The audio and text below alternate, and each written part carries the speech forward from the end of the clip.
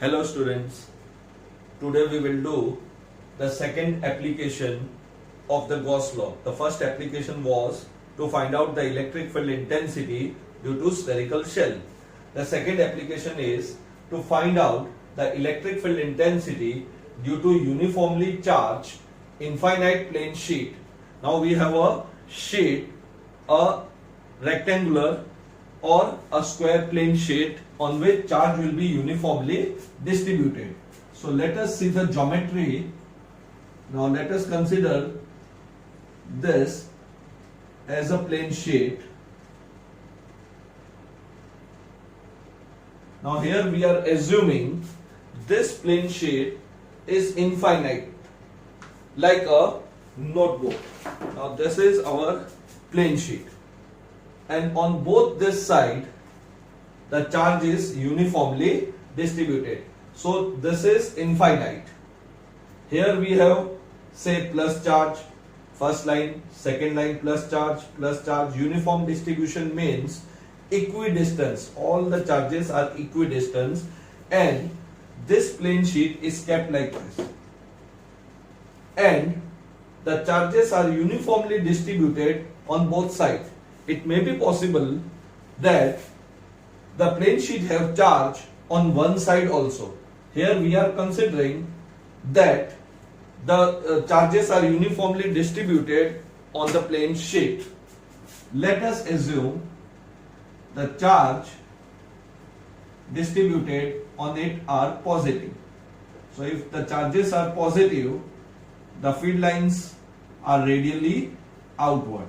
Now the plane sheet is kept in such a way that it is normal to the x-axis. So we have the plane sheet as I have shown you like this, and this is my x-axis. So this plane is normal to the x-axis. It is perpendicular or normal. Let this axis be y-axis and this is the z-axis. The plane sheet is assumed to be infinite. Now it is clear that suppose I have the plus charge uniformly distributed on this surface. These are the plus charges, and they are equidistant from each other. Now if I want to draw the field lines, this plane is kept normal to the x-axis. I am showing you like this. So it is normal to the z-axis for you if you are seeing this plane sheet. In the diagram, the plane sheet is normal to the x-axis. Now say if we want to draw the field lines, all are positive charge. This charge field lines will be perpendicular or normal to this surface. The field lines cannot go to this side because both the charge field lines will cancel each other. Same thing happen here. It will not be up and down. So only possibility is the field line will be along the z-axis.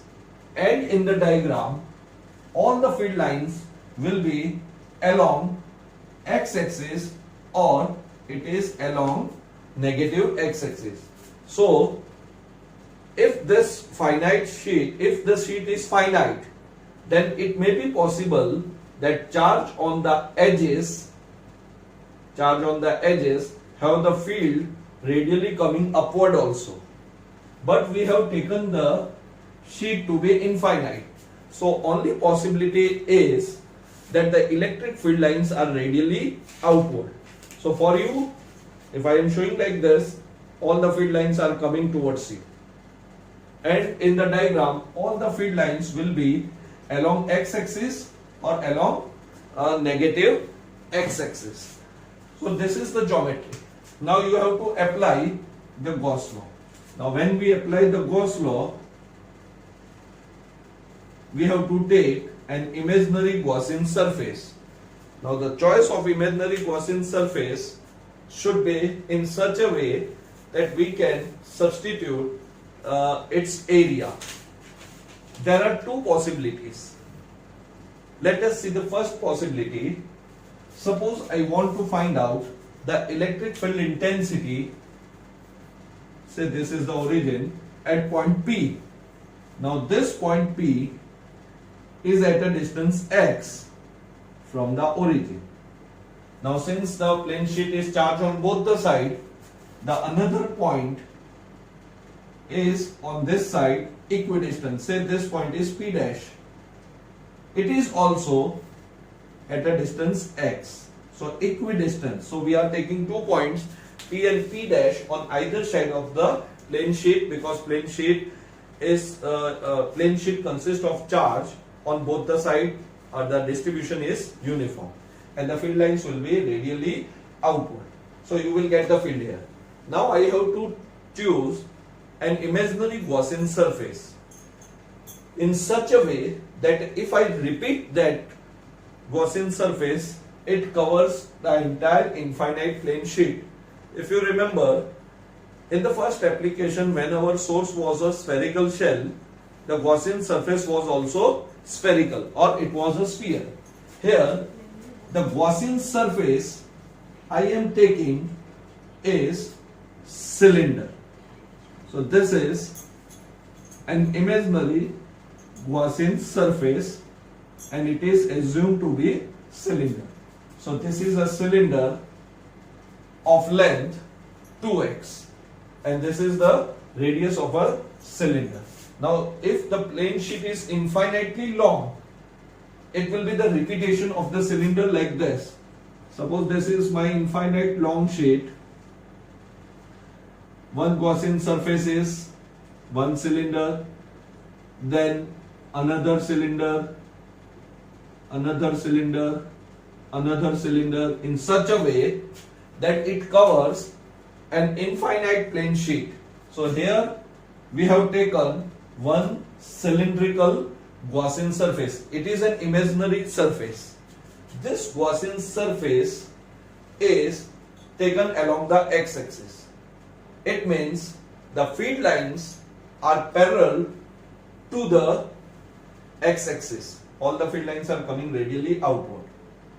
So if the field lines here is radially outward, it is along the x-axis, and for that side the electric field lines will be along the negative x-axis. Now we know that I have to take the Gaussian element. Now let us see the mathematical part of it. Let sigma be the surface charge density. So first we define the density, that is sigma is equal to charge per unit area, and therefore charge can be written as sigma A. That is equation number 1. Now this entire cylindrical Gaussian surface should be divided into small elements, and we know that this cylinder is made up of 3 parts, 2 cross section and 1 is a curved surface. For this 2 cross sections, let us name this 2 cross section as 1 and 2, and this curved surface as 3. So as a rough diagram, this is one face of a cylinder, this is another face, and one is a curved face, that is named as 3. Cylinder is made up of 3 curved surfaces. Now the entire Gaussian surface should be divided into small elements. It is clear from the diagram that if I take the area vector of phase 2, say delta S, it is in the direction of the electric field, and for this the area vector is along negative x-axis, or it is in the direction of the electric field. So the flux linked with this will have 0 degree angle between E and delta S. So these two phases will contribute to the electric flux. And since the field lines are perpendicular to Y and Z axis, field lines are along the x axis, so these field lines are perpendicular to Y and z-axis. Or I can say, if I take a Gaussian element of third phase, then the angle between the area vector and the electric field is 90 degree. So the flux contribution by this third phase will be 0. So only two phase of cylinder will contribute to the flux. So let phi 1 and phi 2 be the flux linked with phase 1 and phase 2 respectively. Now this phase 1, say phi 1, it can be written as E delta S, and the angle will be 0 degree. So if I say it is a total flux for this small element, delta phi will be equal to E delta S cos of 0, that is 1. So I am not writing that. This cross section will have infinite element. So the resultant flux is denoted by phi 1 and it comes out to be summation of this. So E summation of delta S.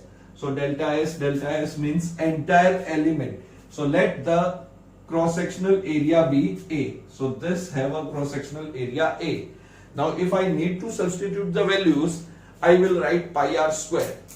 But for the time being, let this entire cross sectional area be A. So total flux becomes E A. That is our equation 2. Similarly, phi 2 is equal to, now electric field for this side is along negative x-axis, area vector is also in this direction, so it comes out to be EA. This is the flux linked with phase 1 and phase 2. Flux linked with curved surface, that is phase 3, is 0, since E vector and delta S vector are perpendicular to each other. So this phase have the area vector which is perpendicular to E vector. So the flux contribution by the third phase is 0. This is our equation number 4.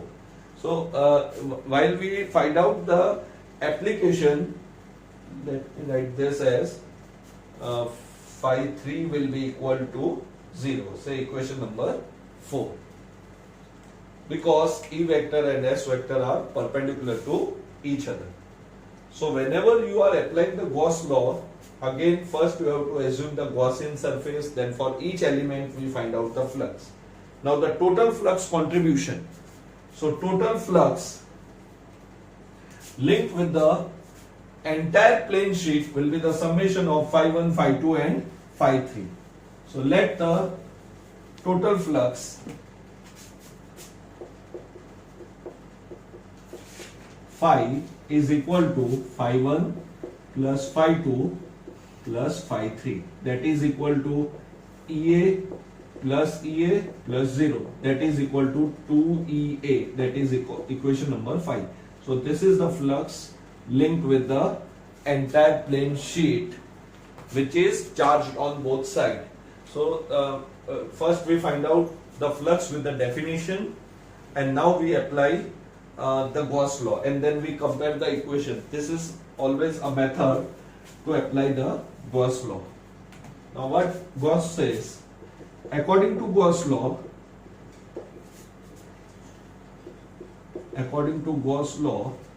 the total flux is equal to the ratio of the algebraic sum of the charges enclosed in the Gaussian surface to epsilon naught. Therefore, flux is equal to, now this is one Gaussian surface, Then similarly you have another Gaussian surface. So entire plane sheet will be covered and all this charge are enclosed in the Gaussian surface, and let that charge is Q. So Q upon epsilon naught. Now using this equation 1, the charge can be written as sigma into A upon epsilon naught. That is our equation number 6. So flux is equal to, in the place of Q, I write sigma A upon epsilon naught.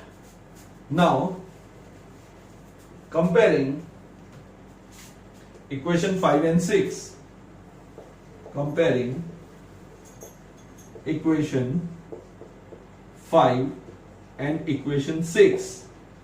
So 2EA is equal to sigma A upon epsilon naught.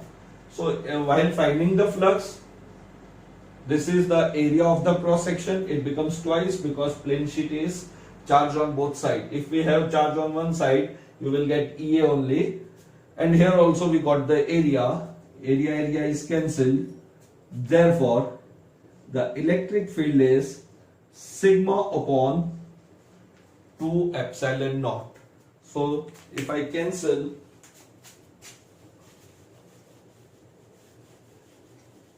so comparing equation A is cancelled, then final result is E is equal to sigma upon 2 epsilon naught. That is our equation number 7.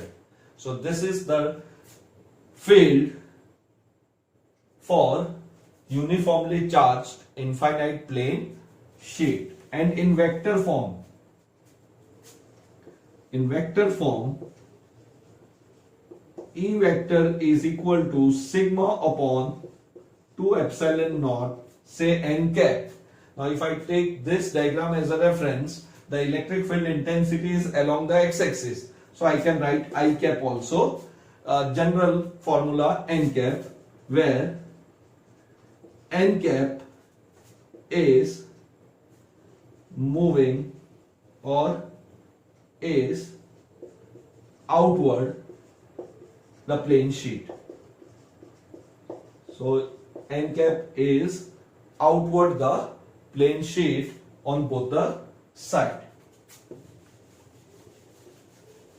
So also if sigma is positive means the plane sheet is positively charged, then E vector is radially outward, and if sigma is negative, then E vector is radially inward. Now see in this diagram, the distance of point P or P dash is x from the origin, and you have to remember this electric field intensity does not depend on the distance of point P from the plane sheet. So if you are 5 centimeter away or 10 centimeter away or 15 centimeter away, even if the distance is doubled, halved or tripled, the electric field intensity remains constant. Why it remains constant? That is left as an exercise which we will discuss in next lectures also. So for the time being, clearly this electric field intensity does not depend on the distance of a point P from the plane sheet. You have to remember this, that electric field is also independent of the distance in this case. Otherwise, outside the point for a hollow sphere, it was inversely proportional to the square of distance. For the point charge also, it was inversely proportional to the square of the distance. Here it does not depend on the distance. So this is the electric field intensity due to uniformly charged infinite plane sheet. Now in this topic, I have taken the Gaussian surface to be cylindrical. So this again, this is x-axis, y-axis, and this is our z-axis. Now it is not, we know that whenever we apply the Gauss law, the flux does not depend on the shape and the size of the Gaussian surface. As far as the book is concerned, instead of cylindrical Gaussian surface, they have taken a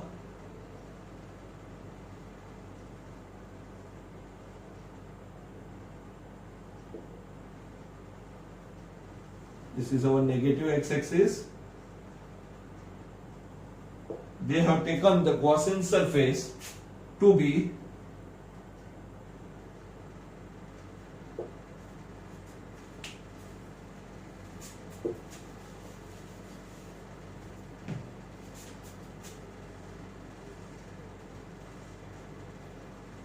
so we are talking about the Gaussian surface. Let the Gaussian surface be taken as the parallel pipe. Now this type of shape, almost like a cuboid, is called parallel pipe. So if I take this as a Gaussian surface, then this face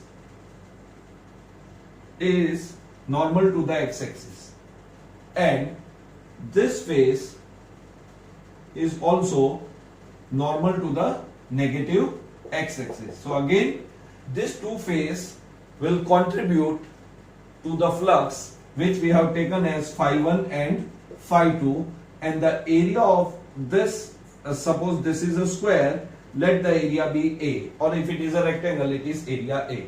So this two face 1 and face 2 are perpendicular to x-axis, or their area vector is in the direction of the electric field, and this portion, the remaining portion, this remaining portion for which in the case of cylinder we called it a curved surface. So this portion leaving these two faces is perpendicular to the y-axis or z-axis, or it is parallel to x-axis. So the contribution will be again from phase 1 and phase 2. If I take this area, then phi 1 will be referred as EA, and for this phi 2 be EA. So resultant again comes out to be 2EA, and for this phase or middle portion, the cross-sectional area or the area element will be perpendicular to the electric field intensity. So however, it does not make any difference whether the Gaussian surface is cylinder or parallel pipe. In any case, the electric field intensity remains sigma upon 2 epsilon naught, and it is independent of the distance of a point from the origin or from the plane sheet. Now let us see question number 27 of exercise. Now we have studied the electric dipole in uniform electric field. Now in uniform electric field, the resultant force acting on the dipole was 0, and the torque, if you remember, it was Pe sin theta. Now here a very small dipole, the question is, a small dipole is placed along a z-axis in such a way that its dipole moment is 10⁻⁻⁷ coulomb meter, it is coulomb meter, and the direction of the dipole moment is along negative z-axis. So for dipole moment to be in a negative z-axis, minus q plus q, and you know the dipole moment direction is from negative charge to positive charge, which we denote by p cap. Since the dipole is very small, the distance which we have used the symbol, for which we have used the symbol 2a vector, here we are using the symbol dz. So instead of 2a, we are taking dz because the distance is small. As well, it is also given that the electric field is along z-axis and it is not uniform. Now how we know that the field is not is non-uniform? So it is given that the field increases along the z-axis at the rate of 10⁵ Newton per coulomb. So clearly, sorry, it is 10⁵ Newton per meter. It means if I move 1 meter towards the z-axis, the electric field intensity will keep on increasing. So dE by dz, dE is Newton per coulomb, and for distance it is meter. So this is the electric field intensity given to us, which is non-uniform. It increases at the rate of 10 raised to 5 Newton per coulomb per meter. Means if I move 1 meter along the z-axis, the field will increase 10 raised to 5 Newton per coulomb.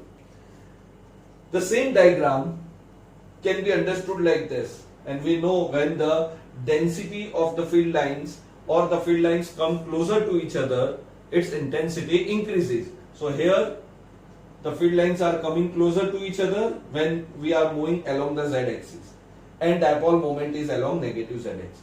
Now if I consider this negative charge, here the intensity is more as compared to plus q charge. Let the intensity at plus q charge is E, and the intensity at minus q charge is E plus something. If you remember, I made a question mark while explaining the theory. Now that question mark is replaced by dE. So if the field at plus q is E, then at minus q it should be more than E, because the field is increasing along the z-axis. It is given in the question. Now we have to find out what we have to find out: how much force act on a dipole and what is the torque acting on the dipole. In uniform electric field, the resultant force was zero because the field was uniform and both the forces were equal in magnitude and opposite in direction, and the torque was Pe sin theta. Let us see what is the force acting on it, this dipole, when it is placed in non-uniform electric field. So P vector is equal to, as per our definition, it is defined as the product of the magnitude of either charge and the distance between them. So I write minus q dz vector. So instead of 2a vector, I am writing dz. Minus sign indicate that its direction is negative z-axis. It is given in the question that the dipole moment is along negative z-axis. So I keep a negative sign here. Therefore, P vector, now I take a magnitude. So if I take a magnitude, it becomes q into dz. So we define the electric dipole moment magnitude is q into dz. Now let us find out the force acting on these two charges. So let F plus vector and F minus vector be the force acting on, let F plus vector and F minus vector be the force acting on plus q and minus q charge of dipole respectively. Now the field is non-uniform. So this portion, the arrow is drawn towards z-axis, this portion is positive and this portion is negative. Now the force acting on this, so this plus will repel or that negative will attract. So the direction of the force acting on plus q charge is along the z-axis, and for negative it is along the negative z-axis. So therefore F plus vector is equal to q into E vector. Say equation number 2. F minus vector, force acting on minus q charge. Now here the electric field intensity is more, it is E plus dE, and the direction of the force, this negative charge will repel it, so it becomes minus q E vector plus dE vector. So it is along a positive z-axis and it is along negative z-axis. Resultant force, so resultant force on dipole, remember the resultant force on a dipole in uniform electric field was 0. So F resultant is equal to F plus F minus. So I substitute this equation 2 and equation 3 here, and by doing this, opening the bracket etc., QE get cancelled, and the resultant comes out to be minus Q dE vector. So this is the resultant force acting on the dipole. So this is a simplified diagram. This is the real situation where the field is shown non-uniform. Now the resultant force is minus Q dE vector. This is in the vector form, say equation 4. We need to find out the magnitude of the force. So magnitude of the force is magnitude of resultant force. Magnitude of resultant force. So F is equal to Q dE. Here negative sign clearly indicates that the resultant should be along the negative z-axis. Here negative sign indicates resultant force or force acting on dipole is along negative z-axis. So the electric dipole resultant force will be along the negative z-axis. That is the negative. Here we are taking the magnitude. We need to find out the magnitude of the force. The direction is understood from the diagram also. More force will be acting on this negative charge. Now it is given dE by dz, matlab change in electric field intensity with respect to distance. So therefore F can be written as Q dE upon dz multiply by dz. It is like multiplying and dividing by dz. Therefore Q, now dE by dz, it is 10 raised to 5 into dz. Now Q into dz, that was our equation 1, and it was a dipole moment. So it becomes P into 10 raised to 5, where P is equal to Q into dz. So this is the dipole moment given is 10 raised to minus 7 into 10 raised to 5. So the magnitude of the force is 10 raised to minus 2 Newton. This is the final answer. So you have to remember that the resultant force in this case is not 0. The magnitude of the resultant force is Q dE by dz into dz. Now you have to find out the torque. Now whether the dipole is placed in uniform or non-uniform field, the torque tau is given by PE sin theta. This is equal to, now dipole moment in the question it was given along the negative z-axis, and the electric field was increasing along z-axis. So clearly the angle is 180 degree. So sin 180 torque. Therefore torque comes out to be 0. So if I place a dipole in a non-uniform electric field in such a way that it makes an angle 0 degree with the electric field intensity, then the torque should be 0 and the magnitude of force will be minus 2. This is what we have to find out in the question. But you have to remember, when a dipole is placed in non-uniform electric field, it will perform the translational motion. So in this case, it will move along the negative z-axis in this side, on this side, with the force 10 raised to minus 2 Newton. And if I place this dipole making an angle theta, say minus q and plus q, like this, making an angle theta. So as I explained earlier, it will rotate and it will move also.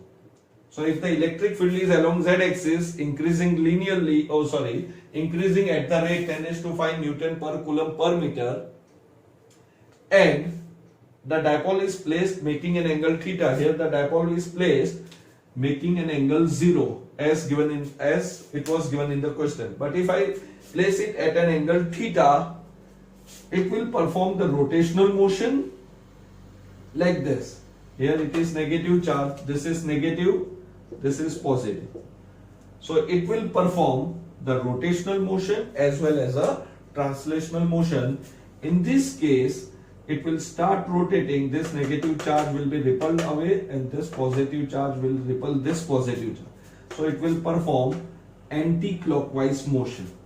So it will rotate anti-clockwise and it will also move towards negative z-axis. So it performs translational motion as well as rotational motion. It performs rotational motion again till it gets aligned in the direction of the field, means theta becomes 0. And it will perform translational motion till the electric field exists. So this is an example where a dipole is placed in non-uniform electric field. Have a good day.